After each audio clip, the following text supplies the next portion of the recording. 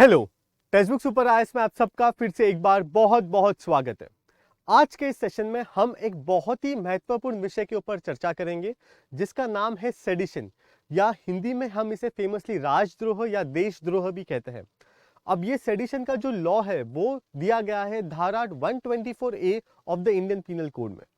तो आज के इस सेशन में ये जान के लेंगे कि क्या भारत को इस लॉ की जरूरत आज के 21st सेंचुरी में है या नहीं है। ओके, सो लेट्स स्टार्ट और इस पर्टिकुलर लॉ का हिस्टोरिकल बैकग्राउंड देखते हैं कि इस पर्टिकुलर लॉ का इतिहास क्या रहा है। तो ये लॉ अपनी हिस्ट्री ट्रेस बैक करता है to the 17th century England. 17th century England में यह पर्टिकुलर लॉ अपनी हिस्ट्री ट्रेस करता है, जहां पे उस वक्त के लॉ मेकर्स को ऐसा लगता था कि सरकार के खिलाफ जो भी लोग अच्छी बातें कर रहे हैं, हमें सिर्फ उन अच्छी बातों को आगे प्रोपोगेट करना चाहिए, और जो व्यक्ति सरकार के खिलाफ बुरी बातें करते हैं या सरकार को गिराने की कोशिश करते हैं, ऐसे लोगों को हमें वही सप्रेस करना चाहिए, उन्हें वही दबा कर रखना चाहिए।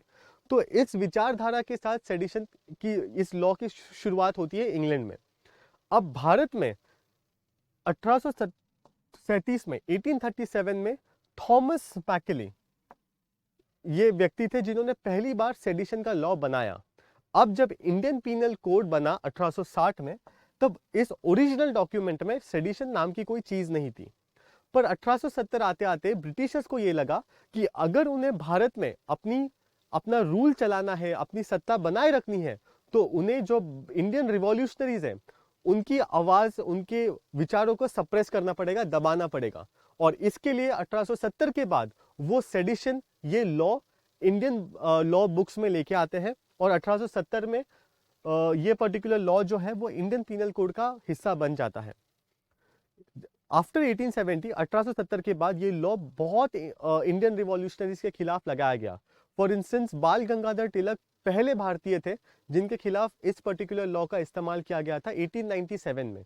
इसके बाद Mahatma Gandhi, Annie Besant, V D Savarkar, बहुत रिवॉल्यूशनरीज के खिलाफ ये पर्टिकुलर लॉ लगाया गया। अब 1947 में जब भारत आजाद हुआ, तब कॉन्स्टिट्यूएंट असेंबली में ये डिबेट भी चला कि क्या सेडिशन को हमें कॉन्स्टिट्यूशन में इंक्लूड करना चाहिए या नहीं करना चाहिए। तब कॉन्स्टिट्यूएंट असेंबली का यह कहना था कि हमें सेडिशन को कॉन्स्टिट्यूशन में नहीं लाना चाहिए। क्यों? क्योंकि वो आपके आर्टिकल 19 जो फ्री स्पीच एंड एक्सप्रेशन का फ्रीडम देता है उसको सप्रेस करेगा। इसके लिए उसको कॉन्स्टिट्यूशन का हिस्सा नहीं बनाया गया।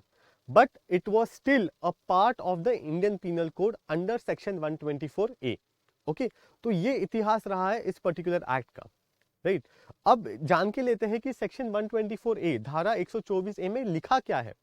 तो ये पर्टिकुलर सेक्शन ये कहता है कि कोई भी व्यक्ति अगर वो किसी भी कुछ भी बोलता है या कुछ भी लिखता है, या किसी भी विजिबल रिप्रेजेंटेशन से, which is video in today's sense और अदरवाइज, अगर वो सरकार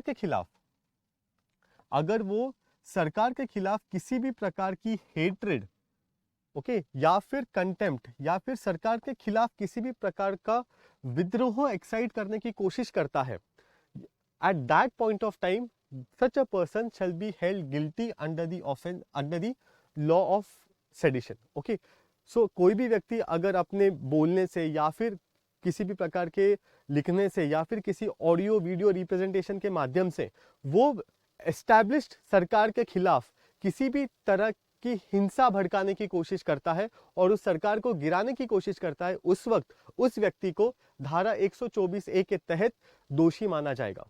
okay, that was section 124A of the IPC which it states. Okay, अब ये पर्टिकुलर लॉ का बेसिक यूज क्या था कि जो डेमोक्रेटिकली इलेक्टेड गवर्नमेंट थी उसको स्टेबल रखने के लिए इस पर्टिकुलर लॉ को ये पर्टिकुलर लॉ अपने लॉ बुक्स में था। पर आफ्टर इंडिपेंडेंस इस लॉ का गवर्नमेंट ने, जो पावर में है, इसने बहुत ज्यादा मिसयूज किया है। जिस व्यक्ति के खिलाफ ये पर्टिकुलर धारा लगाई जाती है उस व्यक्ति को ना कोई गवर्नमेंट जॉब मिलती है, उसका पासपोर्ट छीन लिया जाता है, he is not allowed to travel outside India. Okay, and also sedition in India is a non bailable offence. आपको आसानी से अब या बेल ही नहीं मिलते इस पर्टिकुलर ऑफेंस के लिए। Okay, fine. So this was the definition of sedition जो section 124A of the IPC में लिखा गया है, राइट। अब जो हमारे ex chief justice of India थे मिस्टर एनवी रमन्ना, उन्होंने एक बहुत ही अच्छा ऑब्जर्वेशन दिया था सेडिशन के ऊपर। उन्होंने क्या कहा था, उन्होंने ये कहा था the use of sedition is like giving a saw to the carpenter to cut a piece of wood and he uses it to cut the entire forest itself. मतलब उन्होंने ये कहा था कि सेडिशन एक ऐसा है कि आपने किसी कारपेंटर को एक पेड़ काटने को बोला और उसने पूरा जंगल ही काट दिया। ओके, एंड इसके लिए उन्होंने बोला कि अगर आप सेक्शन 124A का इतिहास देखोगे, if you look at the history of the use of section 124A, you will find that the conviction rates is very low. मतलब ऐसा आपको बहुत कम पाया जाएगा कि जिस व्यक्ति के खिलाफ ये धारा चलाई गई है उसको एंड में जाके कोर्ट ने उसको दोषी माना है। तो कन्विक्शन रेट बहुत ही कम है और इस पर्टिकुलर लॉ का मिसयूज गवर्नमेंट या एग्जीक्यूटिव एजेंसीज इस पर्टिकुलर लॉ का मिसयूज बहुत कर रही है। ये ऑब्जर्वेशन था ex chief justice of India N V Ramana ji का, राइट। देयरफॉर आज ये क्वेश्चन खड़ा होता है कि क्या 21st सेंचुरी इंडिया में ऐसा ड्रकोनियन लॉ चाहिए या नहीं चाहिए, क्या इसकी जरूरत है या नहीं है।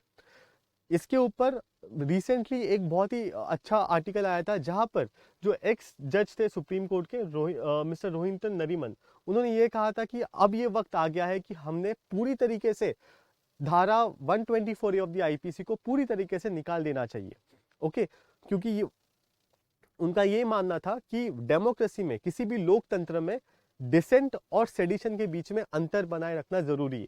डिसेंट मतलब आप गवर्नमेंट की किसी चीज से अग्री नहीं करते हो और सेडिशन मतलब आप गवर्नमेंट के खिलाफ हिंसा भड़काने की कोशिश करते हो। तो इसके बीच में गवर्नमेंट जो है वो डिफरेंस नहीं कर पा रही है और इसके लिए ऐसा कोई भी व्यक्ति जो गवर्नमेंट के विचारों के साथ सहमत नहीं है उसके खिलाफ ये पर्टिकुलर लॉ को लगाया गया है। तो अभी देखते हैं रिसेंट में पिछले 3-4 सालों में क्या इंपॉर्टेंट लोग केसेस थे और क्या इंपॉर्टेंट लोग थे जिनके खिलाफ ये पर्टिकुलर धारा लगाई गई। तो उससे पहले कि हम इस पर्टिकुलर सेडिशन में और डीप में जाए, मैं आपको एक बहुत ही ब्रेकिंग न्यूज देना चाहूंगा कि टेक्स्ट बुक का डबल धमाल सेल चालू है जहां पे आपको 30% ऑफ मिलेगा ही मिलेगा। पर अगर आप मेरा कूपन कोड यूज करते हो जो है आकाश, AAKASH, अगर आप मेरा कूपन कोड यूज करते हो आकाश तो आपको एडिशनल 20% डिस्काउंट मिलेगा, विच मीन्स 30% के साथ साथ एडिशनल उसके ऊपर आपको 20% डिस्काउंट मिलेगा आपके यूपीएससी सीएससी सब्सक्रिप्शन के ऊपर। विच मीन्स जो एडिशनल पहले 35,999 रुपीज को आपको सब्सक्रिप्शन मिल रहा था वो अब सिर्फ आपको 20,159 रुपीज में मिलेगा। तो anyone and each one of you जो इंटरेस्टेड है in buying this particular subscription, ये आपके पास सुनहरा मौका है जहां पे आप इस पर्टिकुलर सब्सक्रिप्शन को बहुत ही लो कॉस्ट पे बाय कर सकते हो और इस पर्टिकुलर सब्सक्रिप्शन की वैलिडिटी होगी 12 महीनों की। ओके, सो इतने लो कॉस्ट में शायद ही पूरे भारत में आपको यूपीएससी सीएससी की कोचिंग मिलेगी। ओके फाइन, इसके अलावा सुपर कोचिंग जिसका सब्सक्रिप्शन के बारे में मैं आपको बता रहा हूँ वो क्या है, वो एक वन स्टॉप सोल्यूशन है जहां पे आपको सिर्फ एक सब्सक्रिप्शन में मॉक टेस्ट, आपको एक सब्सक्रिप्शन में सारे mock test, study notes, live classes और रिकॉर्डेड वीडियो कोर्सेज भी मिल रहे हैं। इसके साथ साथ आपको इंडिया के बेस्ट टीचर्स के साथ पढ़ने का मौका मिलता है and you get to attend daily live classes by our experts. Okay, so do not wait and buy this particular subscription as early as possible. अभी वापस आते हैं सेडिशन के टॉपिक के ऊपर और देखते हैं कि इंडिया में क्या फेमस केसेस हुए थे विद रिस्पेक्ट टू सेडिशन। तो we all know Disha Ravi case. Disha Ravi was a 21-year-old environment activist जिसे अरेस्ट किया गया था 2021 में। उसके बाद शर्जील इमाम जो एक जेएनयू के स्टूडेंट थे और 2019 में उनको अरेस्ट किया गया था क्योंकि उनके खिलाफ ये आरोप लगाया गया था कि उन्होंने इन्फ्लेमेटरी स्पीचेस दिए थे जामिया मिलिया इस्लामिया यूनिवर्सिटी में। और इसके apart from that Kanhaiya Kumar case is very very famous जो जेएनयू में हुआ था। सो वो पर्टिकुलर केस बहुत ही ज्यादा फेमस है। इसके अलावा 2018 में जो पुणे में एल्गार परिषद हुई थी वहां पे भी लोगों को सेडिशन के चार्जेस के नीचे अरेस्ट किया गया था। ओके, सो अब ये जान के लेते हैं कि इस पर्टिकुलर सेक्शन 124A के साथ क्या इश्यूज है, क्या प्रॉब्लम्स है और क्यों इसे ड्रकोनियन लॉ कहा जाता है। Okay, so the very first thing is कि ये पर्टिकुलर लॉ किसने लाया था, जैसे हमने हिस्टोरिकल बैकग्राउंड में डिस्कस किया था कि England was the first country which brought it. पर आज के टाइम में in the 21st century even England has scrapped this law, मतलब इंग्लैंड में भी अब ये लॉ बिल्कुल भी एप्लीकेबल नहीं है। Okay, there is no such law called as sedition in England, पर फिर भी भारत में आज के तारीख में भी हम सेडिशन लॉ को यूज करते हैं, और उसका यूज से ज्यादा हम उसका मिसयूज बहुत ज्यादा कर रहे हैं। इसके लिए जो पहला पॉइंट है कि एक कॉलोनियल एरा लॉ था जो उस वक्त ब्रिटिशर्स ने लाया था। क्यों? क्योंकि उनको भारत के ऊपर राज करना था, और वो ये नहीं चाहते थे कि कोई भी इंसान जो ब्रिटिश सरकार के खिलाफ आवाज उठाए उसको वो आवाज पब्लिक तक जाए। पर आज तो हम आजाद है, तो आजाद भारत में क्या इस पर्टिकुलर लॉ की जरूरत है? तो this particular thing is very very important to note down. Apart from that, there has been a gross misuse by the government to curb criticism. अब इस gross misuse का example is कि national crimes record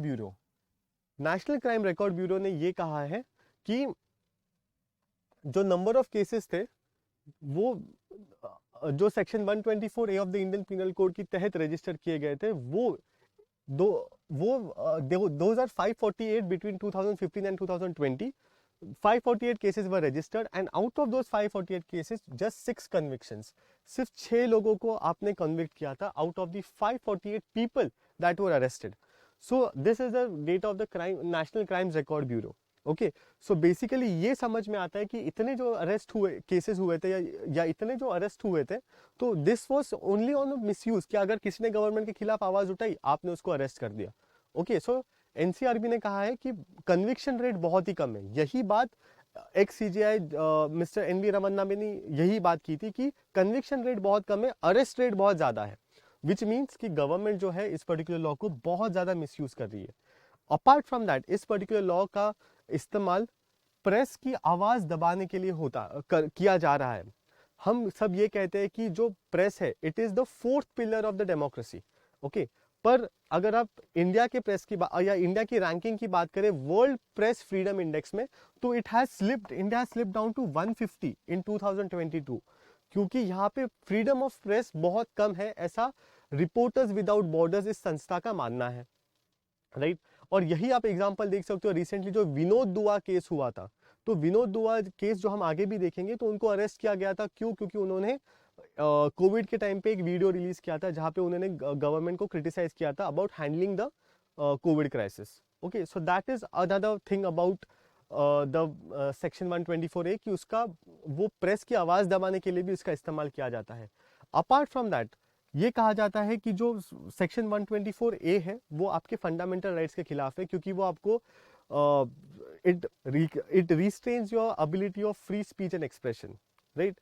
apart from that, law commission ने भी ये कहा है कि इस पर्टिकुलर सेक्शन को, which is section 124A of the IPC को, आपको रिकंसिडर करना चाहिए, इसको थोड़ा डाइल्यूट करना चाहिए, right. So these are the issues with this particular law कि ये पर्टिकुलर लॉ हमें आज के जमाने में क्यों नहीं चाहिए।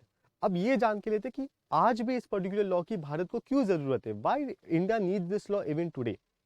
तो India is, when we talk about India, तो इंडिया में बहुत सारे एंटी नेशनल एक्टिविटीज भी चलते रहते हैं, जहाँ पे या सिसेशनिस्ट एक्टिविटीज भी चलते रहते हैं।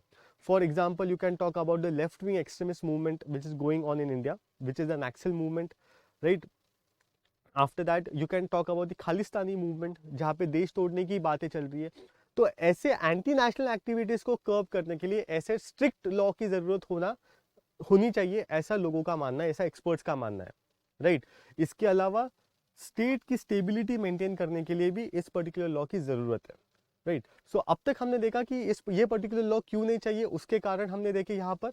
और ये पर्टिकुलर लॉ क्यों चाहिए, क्योंकि अभी तक you have anti national elements which are perpetrating in the nation, उनको रोकने के लिए भी इस पर्टिकुलर लॉ की जरूरत है। अब इसके मद्देनजर लेट्स अंडरस्टैंड कि सुप्रीम कोर्ट ने इस लॉ के ऊपर क्या अपने ऑब्जर्वेशन दिए हैं। तो सुप्रीम कोर्ट ने सबसे पहला ऑब्जर्वेशन दिया था Kedarnath Singh versus state of Bihar case in 1962। यहाँ पे सुप्रीम कोर्ट ने माना कि सेडिशन होना चाहिए, विच मीन्स उन्होंने it upheld the validity of section 124A of the IPC. पर इस केस में सुप्रीम कोर्ट ने ये कहा कि आप हर व्यक्ति के ऊपर जो सरकार के खिलाफ बात करे उसके ऊपर सेडिशन का चार्जेस नहीं लगा सकते। सिर्फ ऐसे लोग जो हिंसा भड़काने की कोशिश करते, इंसाइटमेंट टू वायलेंस, ऐसे लोगों के खिलाफ ही आप सेक्शन 124A का इस्तेमाल कीजिए। सो उन्होंने जो है वो उसका स्कोप जो है नैरो डाउन कर दिया। It reduce the scope of the application. अब हर व्यक्ति के ऊपर सेडिशन मत लगाओ, ऐसे सुप्रीम कोर्ट ने यहाँ पे कहा। फिर कन्हैया कुमार केस जो फेमस हुआ था, यहाँ पर सुप्रीम कोर्ट ने कहा कि जो ये सेक्शन 124A आईपीसी का है, वो आप सिर्फ इन 3 सर्कमस्टांसेस में आप इसको इस्तेमाल करो। वो 3 कौन से? जहाँ पे डिस्ट्रप्शन ऑफ पब्लिक ऑर्डर हो रहा है, या फिर सरकार को गिराने की कोशिश की जा रही है वायलेंटली, या फिर अगर वो भारत की सिक्योरिटी को ही थ्रेटन कर रहा हो, जैसे खालिस्तानी मूवमेंट, राइट। तो इन 3 केसेस में आप उन व्यक्तियों के खिलाफ सेडिशन का चार्जेस लगाओ, बाकी चीजों में आप सेडिशन का चार्जेस नहीं लगा सकते। ऐसे कन्हैया कुमार केस में सुप्रीम कोर्ट का ऑब्जर्वेशन था। रिसेंटली विनोद दुआ केस में सुप्रीम कोर्ट ने ये माना, सुप्रीम कोर्ट ने कहा कि जो विनोद दुआ ने जो वीडियो रिलीज किया था वो सेडिशन नहीं है। उनके खिलाफ जो चार्जेस लगाए गए थे सुप्रीम कोर्ट ने वो स्क्रैच कर दिए। और सुप्रीम कोर्ट ने हाल ही में गवर्नमेंट से ये सवाल भी पूछा है कि क्या हम इस पर्टिकुलर लॉ को स्क्रैप कर सकते हैं, can we repeal section 124A of the IPC. क्यों? क्योंकि इसका मिसयूज बहुत ज्यादा हो रहा है। क्योंकि हमने कॉन्विक्शन रेट्स भी देखे कि ऑलमोस्ट 550 केसेस आर रजिस्टर्ड और उसमें से सिर्फ 6 या 7 कॉन्विक्ट हो रहे हैं, राइट। सो सुप्रीम कोर्ट ने अभी गवर्नमेंट से ये सवाल पूछा है कि do we really need this particular law, right. So अब इसका वे फॉरवर्ड क्या है, लास्ट में हम इसके ऊपर क्या कंक्लूजन ड्रॉ कर सकते हैं? तो हम ये कंक्लूजन ड्रॉ कर सकते हैं कि हमें सेक्शन 124A को अमेंड करना चाहिए। क्यों? क्योंकि इसके जो ड्रकोनियन प्रोविजंस है, जैसे कि नॉन बेलेबल इसको बनाया गया है, लोगों को कोई जॉब नहीं मिलती, गवर्नमेंट जॉब नहीं मिलती, पासपोर्ट जब्त किया जाता है, आप इंडिया के बाहर ट्रैवल नहीं कर सकते। सो ये जो ड्रकोनियन लॉज है, ये जो ड्रकोनियन प्रोविजंस है इस पर्टिकुलर सेक्शन के, आप इसको अमेंड कीजिए। और सुप्रीम कोर्ट ने जो कन्हैया कुमार केस में गाइडलाइंस दिए हैं, या फिर जो केदारनाथ केस में गाइडलाइंस दिए, उन गाइडलाइंस को आप इस पर्टिकुलर सेक्शन में ऐड करो, सो दैट आप इसका मिसयूज नहीं, सो दैट गवर्नमेंट इसका मिसयूज ना करे। इसके साथ साथ अगर गवर्नमेंट ऐसा पाया जाता है कि कोई भी गवर्नमेंट ऑफिशियल इस पर्टिकुलर सेक्शन का मिसयूज करे, तो उसके खिलाफ भी पीनल प्रोविजंस होने चाहिए। If it is found that any government official is misusing this particular act, तो उसके खिलाफ भी हमें पीनल प्रोविजंस देने चाहिए। अपार्ट फ्रॉम दैट, एक्सपर्ट्स का ये कहना है कि अगर किसी व्यक्ति को धारा 124A के तहत अरेस्ट भी होती है, तो इस अरेस्ट को अभी आप बेलेबल बनाओ, ठीक है, you make it bailable, right. So this was about the section 124A of the IPC. If you have liked the session, please do hit the like button, subscribe to our channel and press the bell icon so that you never miss an update from our end. Thank you.